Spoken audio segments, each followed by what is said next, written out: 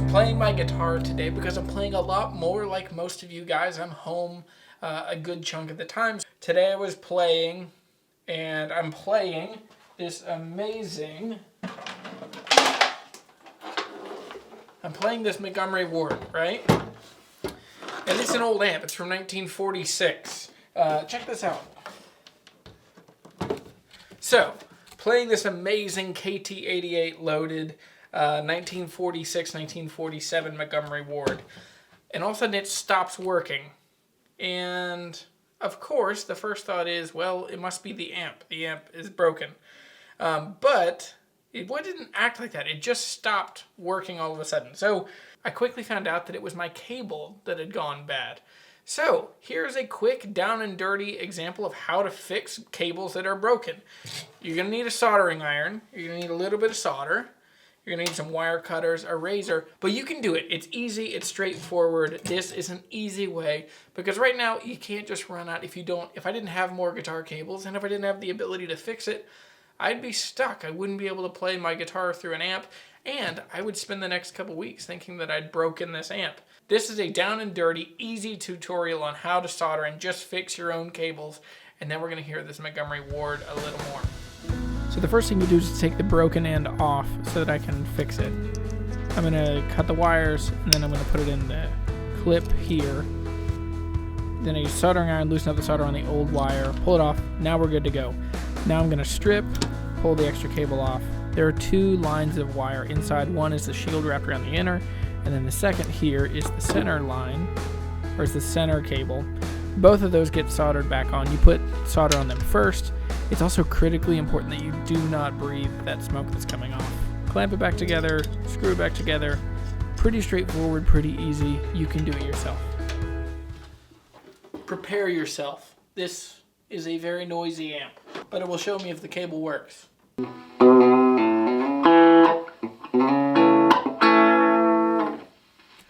Alright, one cable down, one to go. This next cable, I don't know what's wrong with it. It just doesn't work. Let's check it right now and make sure that I'm not crazy, but I've tried it the last couple days and it just doesn't work.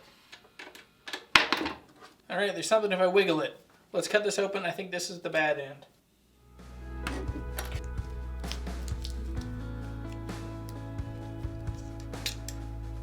These reverb cables, they don't want you to take the end off.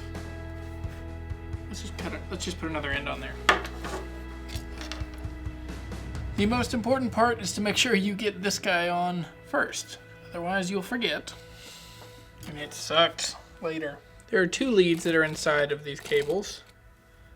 One is wrapped around the cable, and one is inside the little black cable. You want to solder both of these. I hate the soldering iron. This is the worst soldering iron I've ever owned.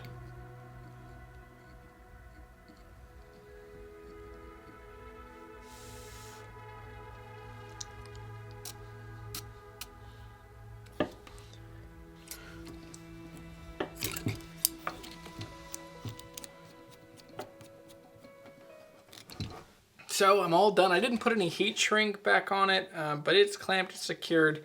What's interesting, this is one of the cables that I got from Reverb, which it's been a good cable. I've had it for probably 5 years, but you can't repair it because I think this green on the end, I think this is clamped to the actual cable, and so you can back it out a little bit, but it doesn't let you unscrew it all the way. I had another end from an old cable, so I put that on, and so let's check and make sure that this guy works.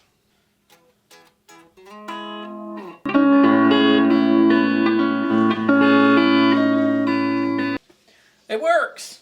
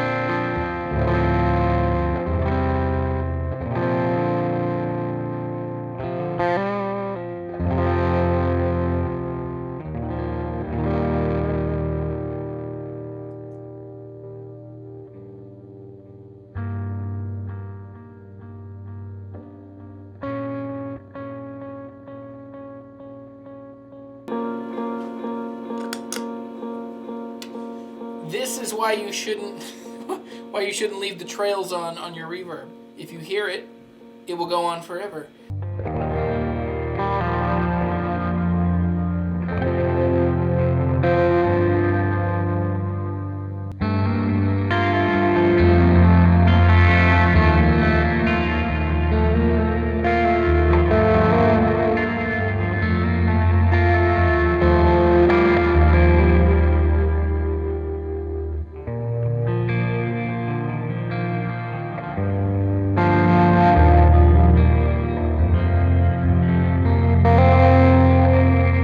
You should not be afraid to solder your own cables and your own pickups and your own pots. It really is not that hard. It can be really frustrating, and usually what causes frustration is either a lack of experience with them or a lack of quality in the tools. I detest this soldering iron. This soldering iron is awful. It does not hold enough heat. So it's 25 watts. It's just not enough heat. It takes 15 seconds of holding things close.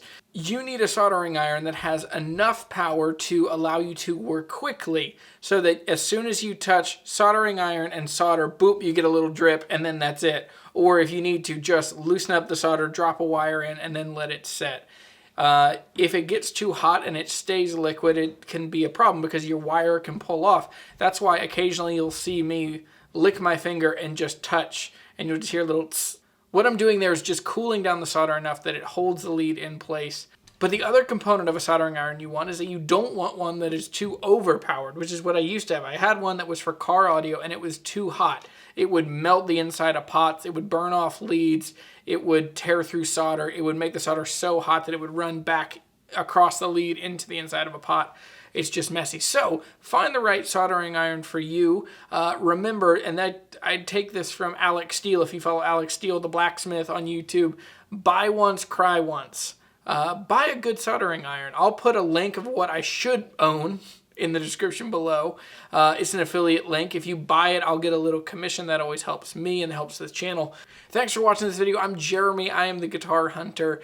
I hope you learn how to solder, and I hope you learn how to make badass, cool things that light your soul on fire and help you create new music and new friendship. If you want to support the channel, go to Patreon. That's a great way to do it. You can also go to jeremytheguitarhunter.com and you can buy a t-shirt. You can check out my Reverb store. The link is in the description below. Follow me on Instagram. Follow me on Facebook. Also, don't miss the giveaway on the LR Bags pedals. You can check that out in the link in my Instagram bio.